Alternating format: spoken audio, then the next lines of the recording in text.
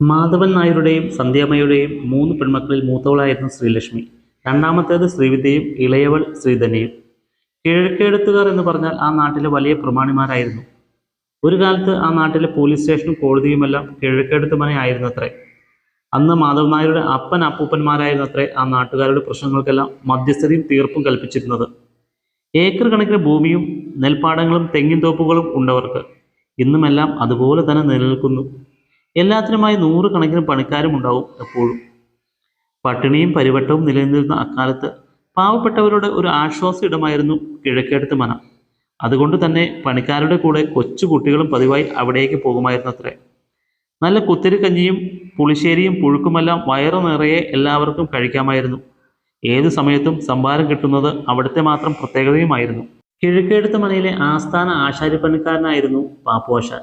പൊക്കം വളരെ കുറഞ്ഞിട്ട് നല്ല തടിച്ച കറുത്ത മനുഷ്യൻ. പാപ്പുവാശാന് 6 മക്കളാണ്. 5 പെൺകുട്ടികളും 1 ആൺകുട്ടിയും. കല്യാണം കഴിക്കുന്നതിന് മുന്നേ തൊട്ട് തന്നെ പാപ്പുവാശാൻ ആശാരിപ്പണിക്കായി വന്നു തുടങ്ങിയതാണ് കിഴക്കേടത്ത് മനയിൽ. ചെറുപ്പത്തിൽ തന്നെ വീട് വിട്ടുപോയി കോഴിക്കോട്ട് നിന്നുമാണ് പാപ്പുവാശാൻ ആശാരിപ്പണികളും കൊത്തുപണികളുമെല്ലാം അഭ്യസിച്ചത്. പൊതുവെ സൗമ്യനാണെങ്കിലും കുറച്ച് മദ്യം അകത്തായാൽ പിന്നെ നല്ല രസികനാണ് പാപ്പുവാശാൻ. തൻ്റെ വീരകഥകളും നാടൻ പാട്ടുകളും കൂത്തും ഡാൻസുമായി അങ്ങനെ തകർത്താണ് നമ്മുടെ പാപ്പുവാശാൻ. അതുകൊണ്ട് തന്നെ പരിചയപ്പെടുന്നവർക്കെല്ലാം പാപ്പുവാശാനെ ഒരിക്കലും മറക്കാനും കഴിഞ്ഞിരുന്നില്ല. പാപ്പുവാശാന്റെ ഇളയ കുട്ടിയാണ് ഏക ആൺതരിയായ ശിവദാസൻ എന്ന ദാസപ്പൻ. ദാസപ്പൻ എന്നത് സ്കൂളിൽ നിന്നും കിട്ടിയ വട്ടപ്പേരാണത്രേ. പല ക്ലാസ്സുകളിലായി 5 തവണയാണ് ദാസപ്പൻ തോറ്റിട്ടുള്ളത്. ഇപ്പോൾ 8ാം ക്ലാസ്സിലാണ്. കിഴക്കേടത്ത് മൂത്ത കുട്ടിയായ ലക്ഷ്മിക്കുട്ടിയുടെ ക്ലാസ്സിലാണ് ഇപ്പോൾ പഠിക്കുന്നത്. എപ്പോഴും ലക്ഷ്മിക്കുട്ടി ഒഴിവു സമയങ്ങളിലൊക്കെ ദാസപ്പനോട് സംസാരിക്കും. അവൾക്ക് ദാസപ്പനോട് ഒരു പ്രത്യേക ഇഷ്ടമാണ്. ആശാരിപ്പണികൾക്കായി തൻ്റെ വീട്ടിൽ പാപ്പുവാശാനോടൊപ്പം ദാസപ്പൻ സ്ഥിരമായി വരുന്നതാണ്. പണിക്കിടയിൽ കുടിക്കാൻ സംഭാരമെല്ലാം കൊടുക്കുന്നത് ലക്ഷ്മിക്കുട്ടിയാണ്. അങ്ങനെ ഒരിക്കൽ സംഭാരവുമായി വന്നപ്പോഴാണ് ലക്ഷ്മിക്കുട്ടി ആ കാഴ്ച കണ്ട് ഞെട്ടി. തൻ്റെ കയ്യിലിരുന്ന സംഭാരമന്ത താഴെ വീണത്. ദാസപ്പന് അപസ്മാരം വന്ന് വീണ് വായിൽ നിന്നും നുരയും പതയും വന്ന് കണ്ണുകൾ മിഴിച്ചിരിക്കുന്നു. ആ ഭയാനക കാഴ്ച അവളെ പേടിപ്പെടുത്തി. ഉടനെ തന്നെ ഇരുമ്പ് ഉളി പാപ്പുവാശാൻ കൊണ്ടുവന്ന് ദാസപ്പന്റെ കയ്യിൽ പിടിപ്പിച്ച് നോർമലാക്കി. ലക്ഷ്മിക്കുട്ടി ദാസേട്ടൻ എന്നാണ് ശിവദാസനെ വിളിക്കുന്നത്. പിന്നീട് പലതവണ അപസ്മാരം കൊണ്ട് വീഴുന്ന ദാസേട്ടനെ അവൾക്ക് കാണേണ്ടി വന്നിട്ടുണ്ട്. അന്നു മുതൽക്കാണ് ലക്ഷ്മിക്കുട്ടിക്ക് ദാസപ്പനോട് ഒരു ഇഷ്ടം തോന്നുന്നത്. പിന്നെ അവൾക്ക് ഏറ്റവും പ്രിയപ്പെട്ട തൻ്റെ മണിയൻ പൂച്ചയ്ക്ക് ശിവദാസൻ ഉച്ചയൂണ് സമയത്ത് തൻ്റെ പാത്രത്തിൽ നിന്നും മണിയൻ പൂച്ചയ്ക്ക് പതിവായി ചോറ് കൊണ്ടു കൊടുക്കുമായിരുന്നു. അതൊക്കെ കാരണം ലക്ഷ്മിക്കുട്ടിക്ക് ദാസപ്പനോടുള്ള ഇഷ്ടം കൂടി. പകൽ സമയങ്ങളിൽ കട്ടലിൽ ഒറ്റക്കിടപ്പാണ് ലക്ഷ്മിക്കുട്ടി. ഇത് കണ്ടുകൊണ്ട് അമ്മ സന്ധ്യ ചോദിക്കും, എന്താ കുട്ടിയെ ഇത്, നീ എന്തേ പകൽ സ്വപ്നം കാണുവാണോ? ഇല്ലമ്മേ, എനിക്ക് ചെറിയ തലവേദന. എന്നാ അമ്മ അല്പം ബാം പുരട്ടി തന്നാലോ? വേണ്ടമ്മേ, ഇപ്പോൾ മാറി. ഇനി അതും കൂടി പുരട്ടി എൻ്റെ നെറ്റി പുകച്ചു കളയണ്ടല്ലോ. ഒരു ചെറുചെരിയോടെ ലക്ഷ്മിക്കുട്ടി ഉമ്മറത്തേക്ക് പോയി. ഉമ്മറത്ത് ചാരുകസയിൽ കിടന്ന് മാധവൻ നായർ ചെറുതായി ഒന്ന് മയങ്ങുകയായിരുന്നു. അവൾ അച്ഛൻ്റെ നെഞ്ചിലൂടെ കൈ തലോടി നെഞ്ചിലെ രോമത്തിലൊന്ന് പിടിച്ച് വലിച്ചു ഒറ്റ ഓട്ടം വെച്ചു കൊടുത്തു. ഞെട്ടിത്തിരിച്ച് ഉറക്കത്തിൽ നിന്ന് ഉണർന്ന മാധവൻ നായർക്ക് കാര്യം പിടികിട്ടി. പള്ളിയുറക്ക സമയങ്ങളിലെല്ലാം അവൾ ഇങ്ങനെ ചെറുതായിട്ട് ശല്യം ചെയ്യാറുള്ളതാണ്. മറ്റു 2 കുട്ടികളും മാധവൻ നായരോട് കൊഞ്ചാനോ കുഴയാനോ വരാറില്ല. മൂത്ത കുട്ടിയായ ലക്ഷ്മിക്കുട്ടിയാണ് മാധവൻ നായരുടെ കുസൃതിക്കുട്ടി. ഇന്ന് തിങ്കളാഴ്ച, ലക്ഷ്മിക്കുട്ടിയുടെ പിറന്നാളാണ്. അവൾക്ക് 13 വയസ്സ് തികഞ്ഞ ദിവസം. അവൾക്ക് ഒരേ ഒരു വിഷമം മാത്രമേ ഉള്ളൂ. താൻ ഇന്ന് സ്കൂളിൽ പോവാത്തത് കൊണ്ട് ദാസേട്ടനെ തനിക്ക് കാണാനോ സംസാരിക്കാനോ പറ്റില്ലല്ലോ. കൂടാതെ ഉച്ചഭക്ഷണ സമയത്ത് തൻ്റെ കറികളൊക്കെ പ്രതീക്ഷിച്ച് ആ പാവം ഇരിക്കില്ലേ. താനാണെങ്കിൽ വെള്ളിയാഴ്ച ദാസേട്ടനോട് തൻ്റെ പിറന്നാൾ തിങ്കളാഴ്ചയാണെന്ന കാര്യം പറയാനും വിട്ടുപോയി. ഒരു നെടുവീർപ്പോടെ ലക്ഷ്മിക്കുട്ടി കട്ടിൽ നിന്നും എണീറ്റ് വന്നു. എന്താ കുട്ടിയെ, രാവിലെ തന്നെ വെറുതെ നിൽക്കാതെ, അമ്മ സ്നേഹത്തോടെ പറഞ്ഞു. വേഗം പോയി കുളിച്ച് ഒരുങ്ങി വരൂ, നമുക്ക് അമ്പലത്തിൽ പോകേണ്ടതല്ലേ. ശരി അമ്മേ. ഒരു കുസൃതി ചിരിയോടെ അവൾ കുളത്തിൻ്റെ തീരത്തേക്ക് ഓടി. കൂടെ അനിയത്തി കുട്ടികളും കൂടി. ലക്ഷ്മിക്കുട്ടിക്ക് മാത്രമേ നീന്താൻ അറിയൂ. അവൾ 2 റൗണ്ട് നീന്തി. അനിയത്തി കുട്ടികൾ നടയിലിരുന്ന് കുളിച്ചു. മൂവരും പെട്ടെന്ന് തന്നെ കുളിയൊക്കെ കഴിഞ്ഞ് വീട്ടിലേക്ക് ഓടി. കിഴക്കേടത്ത് ഇന്ന് വലിയ ആഘോഷമാണ്. എല്ലാവരും കുളിച്ച് പുത്തനുടുപ്പുകളൊക്കെ അണിഞ്ഞ്, ഇല്ലെങ്കിലും അവിടുത്തെ ആരുടെ പിറന്നാളാണെങ്കിലും വലിയ ആഘോഷമായിരിക്കും. ഒരു ഉത്സവത്തിലുള്ള ആളുകളുണ്ടാവും. ഇന്നും പതിവ് പോലെ ബന്ധുക്കളേക്ക് വന്ന് വിലപിടിപ്പുള്ള സമ്മാനങ്ങളൊക്കെ ലക്ഷ്മിക്കുട്ടിക്ക് സമ്മാനിക്കുന്നു. പിന്നെ സദ്യ ഒരുക്കുന്നിടത്താണെങ്കിലോ രസികൻ തമാശകളൊക്കെ പറഞ്ഞുകൊണ്ട് ദേഹണ്ണക്കാർ സദ്യ ഒരുക്കുന്നു. 4 കൂട്ടം പായസവും അടപ്പത്താക്കിക്കൊണ്ടവർ പലയിടങ്ങളിലെ പാചക വിശേഷങ്ങളൊക്കെ പങ്കുവയ്ക്കുന്നു. കുട്ടികളൊക്കെ ഓടിച്ചാടി കളിക്കുന്നു. പ്രായമായവർ കൂട്ടം കൂടിയിരുന്ന് വെറ്റില മുറുക്കിയും വലിതങ്ങൾ പറഞ്ഞും പിറന്നാൾ ഗംഭീരമാക്കുന്നു. അപ്പച്ചിമാരുടെയും അമ്മാവന്മാരുടെയും ഒക്കെ മക്കൾ സമ്മാനങ്ങൾ നൽകി ലക്ഷ്മിക്കുട്ടിയുടെ കൈ പിടിച്ച് കുലുക്കിക്കൊണ്ട് പിറന്നാൾ ആശംസകൾ പറയുന്നുണ്ടെങ്കിലും ഒരാളുടെ ഇത്തരം പ്രവൃത്തികളിൽ മാത്രം ലക്ഷ്മിക്കുട്ടിക്ക് അനിഷ്ടം തോന്നി. തൻ്റെ അമ്മാവൻ്റെ മകനായ അനൂപേട്ടനോട്. തന്നേക്കാൾ 5 വയസ്സ് മൂത്തതാണ്. ദാസേട്ടൻ്റെ കൂടെ പഠിച്ചതായിരുന്നു. ഇപ്പോൾ BA കോളേജിൽ പഠിക്കുന്നു. പൊടിമീശക്കാരനായ അനൂപ് ഇടയ്ക്കിടയ്ക്ക് ലക്ഷ്മിക്കുട്ടിയുടെ വീട്ടിൽ വരാറുള്ളതാണ്. തക്കം കിട്ടുമ്പോഴെല്ലാം ലക്ഷ്മിക്കുട്ടിയെ വട്ടം കെട്ടിപ്പിടിക്കുകയും ഒക്കെ ചെയ്യും. എപ്പോഴും ലക്ഷ്മിക്കുട്ടി കുതിറി ഓടി മാറും. പിന്നെ അവൾ കുളത്തിലേക്ക് കുളിക്കാൻ പോകുമ്പോഴെല്ലാം മാറി നിന്ന് ഒളിഞ്ഞു നോക്കുമായിരുന്നു. മൊത്തത്തിൽ ആളൊരു വഷളനാണെന്ന് ലക്ഷ്മിക്കുട്ടിക്ക് അറിയാം. കൂടാതെ ഇപ്പോഴും തരം കിട്ടുമ്പോഴെല്ലാം ദാസേട്ടനെ അയാൾ കളിയാക്കുമായിരുന്നു. ഒന്നും പഠിക്കില്ലാത്തവനാണെന്നും എത്ര കൊല്ലം കഴിഞ്ഞാലും അവനൊന്നും 10ാം ക്ലാസ് പാസ്സാകാൻ പോകുന്നില്ലെന്നുമൊക്കെ ദാസേട്ടനെ പറ്റി ലക്ഷ്മിക്കുട്ടിയോടും അമ്മയോടുമൊക്കെ പറഞ്ഞ് കളിയാക്കുമായിരുന്നു. അനൂപിനെ ലക്ഷ്മിക്കുട്ടിക്ക് തീരെ ഇഷ്ടമില്ലായിരുന്നു. നീ എൻ്റെ മുറപ്പെണ്ണാണെന്നും നിന്നെ ഞാനാണ് വേളി കഴിക്കുന്നതെന്നും ഒക്കെ പതിവായിട്ട് പറയും. അതൊക്കെ കേൾക്കുന്നത് തന്നെ ലക്ഷ്മിക്കുട്ടിക്ക് വെറുപ്പായിരുന്നു. അങ്ങനെ കാലങ്ങൾ കടന്നുപോയി. 8ാം ക്ലാസ്സിൽ വീണ്ടും തോറ്റതോടെ ദാസപ്പൻ സ്കൂൾ ജീവിതത്തോട് ബൈ പറഞ്ഞു. അതോ ജീവിത പ്രാരാബ്ദം കൊണ്ടാണോ ആവോ, അവൾക്കറിയില്ല. ഏതായാലും ദാസേട്ടനെ എപ്പോഴും കാണാനും സംസാരിക്കാനും ലക്ഷ്മിക്കുട്ടിക്ക് കഴിയുന്നുണ്ട്. അവൾ ഇന്ന് 10ാം ക്ലാസ്സിൽ പഠിക്കുന്നു. അതീവ സുന്ദരിയായ ഒരു തമ്പുരാട്ടി കുട്ടിയായി മാറിയിരിക്കുന്നു. ക്ലാസ്സിൽ പഠിക്കുന്ന പലർക്കും അവളോട് കടുത്ത പ്രേമം തുടങ്ങിയിരിക്കുന്നു. ചിലർ അവളോടത് തുറന്നു പറഞ്ഞെങ്കിലും നിരാശയോടെ മടങ്ങി. എന്നാൽ അവളുടെ മനസ്സിൽ ഒരൊറ്റ പുരുഷൻ മാത്രമേ ഉള്ളൂ. അത് അവളുടെ ദാസേട്ടനാണ്.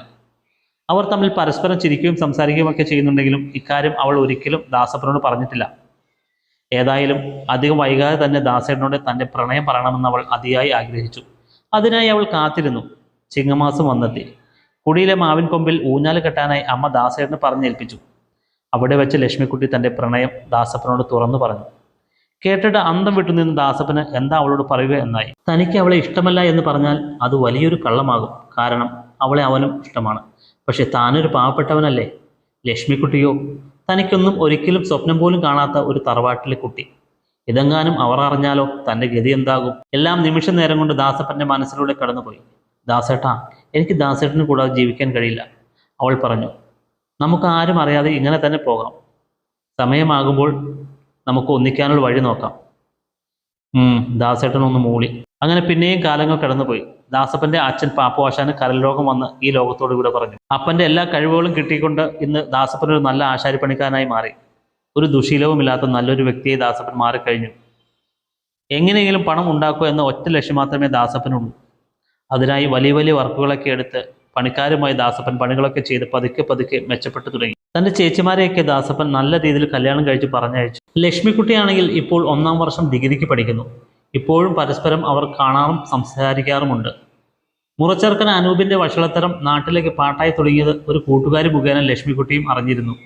എന്നിട്ടും വീട്ടിൽ ലക്ഷ്മിക്കുട്ടിയെ അയാളെ കൊണ്ട് തന്നെ വേളി കഴിപ്പിക്കാൻ നോക്കുന്നു. എന്നാൽ ലക്ഷ്മിക്കുട്ടി അതിവിദഗ്ധമായി എന്നേക്കുമായി വീട് വിട്ടിറങ്ങി. ദാസേട്ടനെ കണ്ട് കാര്യങ്ങളെല്ലാം പറഞ്ഞു. ദാസേട്ടാ, ഇനിയും എനിക്ക് തറവാട്ടിൽ നിൽക്കാൻ പറ്റില്ല. എൻ്റെ വേളിക്കാര്യങ്ങളാണ് ഇപ്പോൾ ചർച്ചാ വിഷയം. ഞാൻ പഠിത്തം കഴിയട്ടെ എന്നൊക്കെ പല ആവർത്തി പറഞ്ഞു നോക്കിയതാണ്. ഇനിയും പിടിച്ചു നിൽക്കാൻ പറ്റാത്തത് കൊണ്ടാണ് ഞാൻ വീട് വിട്ട് ഇറങ്ങിയത്. ഇനിയും വൈകൽ എനിക്ക് എൻ്റെ ദാസേട്ടനെ എന്നേക്കുമായി നഷ്ടമാകുമെന്ന് എനിക്ക് തോന്നി. അവളുടെ ആത്മാർത്ഥ സ്നേഹത്തെ മുന്നിൽ ഒന്നും മറച്ചു പറയാൻ ദാസപ്പനോ കഴിഞ്ഞിരുന്നില്ല. ദാസപ്പൻ ഇത് പ്രതീക്ഷിച്ചതാണ്. അതിനാലാണ് ദാസപ്പൻ തൻ്റെ കൂട്ടുകാരനുമായി എല്ലാം പറഞ്ഞ് കല്യാണത്തിന് വേണ്ടതായ ഒരുക്കങ്ങൾ മുന്നേ നടത്തി വെച്ചതും. ലക്ഷ്മിക്കുട്ടി, ഭാഗ്യം തരൂ, വാ നമുക്കൊരിടം വരെ പോകാം. ദാസപ്പൻ അവളുടെ കൈ പിടിച്ച് നടന്നു. നമുക്ക് കുറച്ചു നാളത്തേക്ക് ഒരിടത്തേക്ക് മാറി നിൽക്കാം. ഞാൻ എല്ലാം റെഡിയാക്കിയിട്ടുണ്ട്, നീ പേടിക്കണ്ട കേട്ടോ. ദാസപ്പൻ അവളെ ആശ്വസിപ്പിച്ചു. തനിക്ക് ഇഷ്ടമല്ലാത്ത ഒരാളെ വേളി കഴിക്കാൻ പറ്റില്ലെന്നും അതിനാൽ താൻ ഇഷ്ടപ്പെടുന്ന ആളെ നിയമപരമായി വേളി കഴിച്ച് ജീവിക്കാൻ പോകുന്നുവെന്നും ഒരു കുറിപ്പ് എഴുതി വെച്ചിട്ടാണ് ലക്ഷ്മിക്കുട്ടി തറവാടിൻ്റെ പടിയിറങ്ങിയത്. അങ്ങനെ താമസിയാതെ ലക്ഷ്മിക്കുട്ടി ദാസപ്പൻ്റെ സ്വന്തമായി. ദാസപ്പൻ്റെ വളരെ കുറച്ച് ബന്ധുക്കളും കൂട്ടുകാരും ചേർന്ന് വളരെ ലളിതമായൊരു ചടങ്ങായിരുന്നു അവരുടെ വേളി. എന്നാലും ലക്ഷ്മിക്കുട്ടി അതീവ സന്തോഷവതിയായിരുന്നു. അവൾ ആഗ്രഹിച്ച ജീവിതം അവൾക്ക് കിട്ടിയിരിക്കുന്നു. അല്ല, അവൾ തന്നെ പടവെട്ടി നേടിയിരിക്കുന്നു. അവൾക്ക് ആദ്യമേ അവളോട് തന്നെ മതിപ്പ് തോന്നിയ നിമിഷമായിരുന്നു അത്. ദാസപ്പൻ്റെ വീട്ടുകാരും ബന്ധുക്കളും ലക്ഷ്മിക്കുട്ടിയെ ഒരു രാജകുമാരിയെ പോലെയാണ് കണ്ടത്. ഇത്രയും വലിയ കുടുംബത്തിലെ ഒരു കുട്ടിയല്ലേ അവൾ. അവളെ തുടർന്ന് പഠിപ്പിക്കാൻ ദാസപ്പനോട് അവരെല്ലാം പറഞ്ഞു. ദാസപ്പൻ ഒന്ന് മൂളിക്കൊണ്ട് തലയാട്ടി. ലക്ഷ്മിക്കുട്ടിക്കും പഠിക്കാൻ അതീവ താല്പര്യമായിരുന്നു. എന്നാൽ വിധി അവർക്കെതിരെയായിരുന്നു. ദാസപ്പൻ ഇപ്പോൾ വർക്കുകൾ കുറഞ്ഞു വന്നിരുന്നു. ദാസേട്ടാ, ഇപ്പോൾ വർക്കുകൾ കുറവല്ലേ, ഞാനും വല്ല ജോലിക്കും പോയാലോ? ലക്ഷ്മിക്കുട്ടി ചോദിച്ചു. അതൊന്നും വേണ്ട, ദാസപ്പൻ കടുത്തു പറഞ്ഞു. പക്ഷേ തൻ്റെ ദാസേട്ടൻ ഇങ്ങനെ കിടന്ന് കഷ്ടപ്പെടുന്നത് കണ്ടിട്ട് അവൾക്ക് സഹിക്കാൻ കഴിഞ്ഞിരുന്നില്ല. ദാസേട്ടാ, ഞാൻ 1ാം വർഷം വരെ ഡിഗ്രിക്ക് പോയതല്ലേ, എന്തെങ്കിലും ജോലി നോക്കിയാൽ കിട്ടാതിരിക്കില്ല. എനിക്കും അത് സന്തോഷമുള്ളൊരു കാര്യമാ. ഇത് കേട്ടോ ദാസപ്പനൊന്ന് അവളെ നോക്കി. നിനക്ക് താല്പര്യമാണെങ്കിൽ പിന്നെ ഞാനൊന്നും പറയുന്നില്ല, നോക്കാം. അങ്ങനെ അധികം താമസിക്കാതെ പട്ടണത്തിലുള്ള ഒരു തുണിക്കടയിൽ അവൾക്ക് ജോലിക്ക് പോയി തുടങ്ങി. ജോലി ചെയ്ത് ശീലമാകാത്ത അവൾക്ക് ആദ്യം അതൊക്കെ വലിയ ബുദ്ധിമുട്ടായെങ്കിലും പതുക്കെ പതുക്കെ അതിനോടൊക്കെ അവൾ പൊരുത്തപ്പെട്ടു കഴിഞ്ഞു. പാവം കുട്ടി, മനസ്സിൽ നന്മയുള്ള കുട്ടിയാ എൻ്റെ ദാസപ്പൻ്റെ പെണ്ണ്, ദാസപ്പൻ്റെ അമ്മ എല്ലാവരോടുമായി പറഞ്ഞു. ലക്ഷ്മിക്കുട്ടിയും ദാസപ്പൻ്റെ വീട്ടുകാരുമൊക്കെ വലിയ ഇഷ്ടമായിരുന്നു. അങ്ങനെ ദിവസങ്ങൾ കടന്നുപോയി. കിഴക്കേടത്ത് നിന്നും അവൾ പോയതറിഞ്ഞ് ലക്ഷ്മിക്കുട്ടിയെ വീട്ടുകാർ പടിയടച്ച് പെണ്ണും വച്ചിരുന്നു. ഒരു ആശാരിച്ചക്കൻ്റെ കൂടെയല്ലേ അവൾ പോയത്, എത്ര നാൾ പൊറുക്കാനാ, ബന്ധുക്കളൊക്കെ എപ്പോഴും പറയുമായിരുന്നു. ഒരിക്കൽ ലക്ഷ്മിക്കുട്ടിയെ മുറിച്ചെറുക്കനായ അനൂപ് അവളുടെ തുണിക്കടയിൽ വെച്ച് കാണാനിടയായി.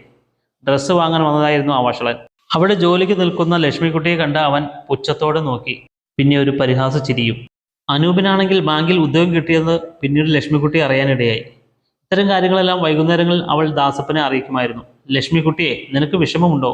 ഞാൻ കാരണം? വേണ്ട ദാസേട്ട, ഒന്നും പറയണ്ട, എനിക്ക് ജോലി ചെയ്യുന്നതിൽ സന്തോഷമേ ഉള്ളൂ, അവൾ പറഞ്ഞു. എന്നാൽ എൻ്റെ ലക്ഷ്മിക്കുട്ടി ഇനി ജോലിക്കായി ഒരിടത്തും പോകേണ്ട. എൻ്റെ ചിട്ടി വട്ടം തികഞ്ഞ് എനിക്ക് കിട്ടി. പിന്നെ 2-3 വലിയ വർക്കുകളും വന്നിട്ടുണ്ട്. അവൾ സന്തോഷത്തോടെ ഒന്ന് മൂളി. മാസങ്ങൾ കടന്നുപോയി. അവരുടെ ജീവിതത്തിലേക്ക് പുതിയൊരു അതിഥി കൂടി കടന്നു വന്നു. അവനെ അവർ മാധവ് എന്ന് പേരിട്ടു. ലക്ഷ്മിക്കുട്ടിയുടെ അച്ഛൻ മാധവൻ നായരുടെ പേരാണ്. മാധവിന് ഇന്ന് 5 വയസ്സായി. ഇതിനിടയിൽ ദാസപ്പൻ്റെ മുഖത്ത് നോക്കി അനൂപ് എന്ന വഷളൻ താൻ ഇനി ഒരിക്കലും 10ാം ക്ലാസ് പാസ്സാകാൻ പോകുന്നില്ല എന്ന് പറഞ്ഞതിന് തിരിച്ചടിയായി ദാസപ്പൻ 10ാം ക്ലാസ് തുല്യതാ പരീക്ഷ എഴുതി പാസ്സായി. ദാസപ്പൻ്റെ വിജയം ലക്ഷ്മിക്കുട്ടിയെ വളരെ സന്തോഷവതിയാക്കി. അതിന് അവർ വീട്ടിൽ കേക്ക് മുറിച്ച് ആഘോഷിച്ചു. ലക്ഷ്മിക്കുട്ടിയുടെ ജീവിതത്തിലെ ഏറ്റവും സന്തോഷമുള്ള ദിവസം. പഠിക്കുന്നതിന് പ്രായം ഒരു തടസ്സമല്ലെന്ന് ദാസപ്പൻ തെളിയിച്ചിരിക്കുന്നു. 30ാം വയസ്സിലാണ് 10ാം തരം അയാൾ എഴുതിയെടുത്തത്. 25 വയസ്സുള്ള തനി വീട്ടമ്മയായ ലക്ഷ്മിക്കുട്ടിയുടെ മനസ്സിലേക്ക് പാതി വഴിയിൽ മുടങ്ങിയ അവളുടെ ഡിഗ്രിക്കായി പഠിക്കാൻ കട്ട മോട്ടിവേഷനുമായി ദാസപ്പൻ എത്തി. നിരന്തര മോട്ടിവേഷനിലൂടെ അവളുടെ മനസ്സിൽ പഠനത്തിൻ്റെ വിത്തുകൾ മുളയ്ക്കാൻ അയാൾക്ക് കഴിഞ്ഞു. അങ്ങനെ അവളുടെ ദാസപ്പൻ പ്രൈവറ്റായ ഡിഗ്രിക്ക് ചേർത്തു. 28ാം വയസ്സിൽ ഡിഗ്രി പൂർത്തിയാക്കി സർട്ടിഫിക്കറ്റ് നേടി.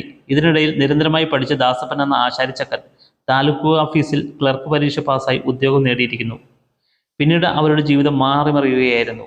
വളരെ സൗമ്യനായ ദാസപ്പൻ തൻ്റെ ഓഫീസറായ തഹസീൽദാറുമായി പെട്ടെന്ന് തന്നെ ചങ്ങാത്തത്തിലായി.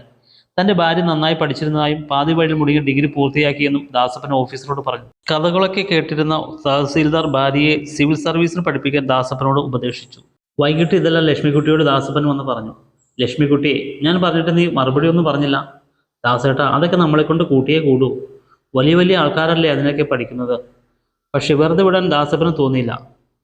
ഇപ്പോൾ എനിക്ക് തന്നെ ഉദ്യോഗം കിട്ടിയതൊക്കെ നിന്റെ നാട്ടിൽ പാട്ടാണ്. ആ ആശാരിച്ചക്കൻ കൊള്ളാമല്ലോ എന്നൊക്കെയാണ് നാട്ടുകാർ പറയുന്നത്. അത് കേൾക്കുമ്പോഴൊരു സുഖം. പിന്നെ നിന്നെ ഞാൻ തട്ടിക്കൊണ്ടുവന്ന് നിന്റെ പഠിപ്പ് മുടക്കി നിന്റെ ഭാവി കളഞ്ഞു എന്നൊക്കെയാവും അവർ ഇപ്പോൾ പറയുന്നത്. അതിനൊക്കെ ഒരു മാറ്റം അനിവാര്യമാണ്. എൻ്റെ ലക്ഷ്മിക്കുട്ടിയെ, അതിൽ അവൾ വീണു. തന്നെ പരിഹസിച്ചവരുടെ മുന്നിൽ അവൾക്ക് നിവർന്നു നിൽക്കണമെന്നായിരുന്നു അതിനാൽ ഡിഗ്രി പോലും പൂർത്തീകരിച്ചത്. ദാസപ്പൻ്റെ പിന്തുണയോടെ അവൾ സിവിൽ സർവീസ് പഠിക്കാൻ ചേർന്നു. ഇന്നുവരെ കാണാത്ത പുതിയ പുതിയ ആളുകൾ, എല്ലാം തന്നേക്കാൾ പ്രായം കുറഞ്ഞവർ. പുതിയ പുതിയ അനുഭവങ്ങൾ അവൾ വാശിയോടെ പഠിച്ചു. ആദ്യ പരീക്ഷ എത്തി. ആദ്യ ശ്രമത്തിൽ പരാജയപ്പെട്ടു. നിരാശയായി വീണ്ടും ആശ്വാസവാക്കുകളുമായി ദാസേട്ടൻ. ആദ്യ ശ്രമത്തിൽ കിട്ടുന്ന ഒന്നല്ല ഇത് എന്നാണ് തഹസീൽദാർ പറഞ്ഞത്. അയാളുടെ മകളും ആദ്യ ചാൻസിൽ തന്നെ പൊട്ടിയിരുന്നു. ആ കുട്ടി ഇത് 3ാം തവണയാണ് പൊട്ടുന്നത്. ലക്ഷ്മിക്കുട്ടിയെ, എൻ്റെ ലക്ഷ്മിക്കുട്ടിക്ക് കഴിയും, എനിക്കത് ഉറപ്പാണ്. ലക്ഷ്മിക്കുട്ടി ദാസപ്പനെ ഒന്ന് നോക്കിക്കൊണ്ട് മൂളി. എന്നിട്ട് പറഞ്ഞു, ദാസേട്ടാ, ഞാൻ ഇനിയും അത് നേടിയിട്ടേ വീട്ടിലേക്കുള്ളൂ. സമ്മതമാണോ? അതുവരെ നമ്മുടെ മാധവിനെ നോക്കാനും കുടുംബകാര്യങ്ങൾ നോക്കാനും ദാസേട്ടൻ ഓക്കെയാണെങ്കിൽ ഇപ്പോൾ പറയണം. ഇവിടുത്തെ കാര്യങ്ങളൊന്നും ഓർത്ത് എൻ്റെ ലക്ഷ്മിക്കുട്ടി വിഷമിക്കേണ്ട.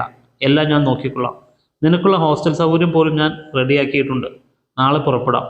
തഹസീൽദാർ എനിക്ക് എല്ലാം റെഡിയാക്കി തന്നിട്ടുണ്ട്. നാളെ പോകാം. വളരെയധികം സന്തോഷത്തോടെ അവൾ മറുപടി പറഞ്ഞു. അങ്ങനെ ലക്ഷ്മിക്കുട്ടി തൻ്റെ പ്രായം മറന്നുകൊണ്ട് തന്നെ കുട്ടികളോടൊപ്പം തൻ്റെ സ്വപ്നത്തിലേക്കുള്ള പഠനങ്ങൾ ആരംഭിച്ചു. ഒരു അദൃശ്യ ശക്തി അവളെ നയിക്കുന്നുണ്ടായിരുന്നു. എല്ലാ വെല്ലുവിളികളെയും അവൾ അതിജീവിച്ചു. അങ്ങനെ 2ാം ശ്രമത്തിലും അവൾ പരാജയപ്പെട്ടു. എങ്കിലും ഇത്തവണത്തെ പരാജയം അവളെ നിരാശയാക്കിയില്ല. കാരണം ചുണ്ടിനും കപ്പിനും ഇടയിലാണ് അത് നഷ്ടപ്പെട്ടത്. പഠനം തുടർന്നുകൊണ്ടേയിരുന്നു. പുതിയ പുതിയ കാര്യങ്ങൾ വാശിയോടെ പഠിച്ചു. 1 പിഴച്ചാൽ 3 എന്നാണല്ലോ. 3ാം ശ്രമത്തിൽ തന്നെ തൻ്റെ സ്വപ്നം നേടിക്കൊണ്ട് പേരിനോടൊപ്പം IAS എന്ന പദവി നേടി. ഇനി അവൾ ശ്രീലക്ഷ്മി IAS എന്നറിയപ്പെടും.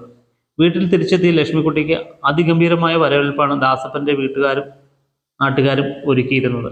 എല്ലാ ജനപ്രതിനിധികളും സാമൂഹ്യ സാംസ്കാരിക മേഖലകളിലെ ഉന്നതരും മന്ത്രിമാരും ദാസപ്പൻ്റെ വീട്ടിൽ നേരിട്ടെത്തി ലക്ഷ്മിക്കുട്ടിയെ ആശംസകൾ അറിയിച്ചു. അങ്ങനെ മാസങ്ങൾ കടന്നുപോയി. പരിശീലനങ്ങളൊക്കെ ഭംഗിയായി പൂർത്തീകരിച്ച് ലക്ഷ്മിക്കുട്ടി തിരിച്ചെത്തി. പോസ്റ്റിംഗ് ഓർഡർ എത്തി. കളക്ടറായിട്ട് കൊടിവെച്ച കാറിൽ തൻ്റെ സ്വന്തം ജില്ലയിൽ. കിഴക്കേടത്ത് തറവാട്ടിലെ ആദ്യ കളക്ടർ ശ്രീലക്ഷ്മി IAS. ദിവസങ്ങൾ കടന്നുപോയി. TV ചാനലുകളിലും വാർത്താ ചാനലുകളിലും ലക്ഷ്മിക്കുട്ടി നിറഞ്ഞു നിന്നു. കൂടാതെ ആ നാട്ടിലേക്ക് പരക്കെ പാട്ടായി. ഒളിച്ചോടിപ്പോയവൾ കളക്ടറെ തിരിച്ചെത്തിയിരിക്കുന്നു. എല്ലാ ക്രെഡിറ്റും നാട്ടുകാർ ദാസപ്പനാണ് കൊടുത്തത്. ഒടുവിൽ ജാതിയുടെയും മതത്തിൻ്റെയും വിദ്വേഷം ഊതിക്കെടുത്തിക്കൊണ്ട് കിഴക്കേടത്ത് തറവാട്ടിലെ മാധവൻ നായരും സന്ധ്യാമ്മയും മറ്റു ബന്ധുക്കളും തൻ്റെ കുടുംബത്തിലെ ആദ്യ IAS കാരിയുടെയും ദാസപ്പൻ എന്ന പച്ചയായ മനുഷ്യൻ്റെയും മുന്നിൽ തല താഴ്ത്തി അവരെ ആലിംഗനം ചെയ്തു.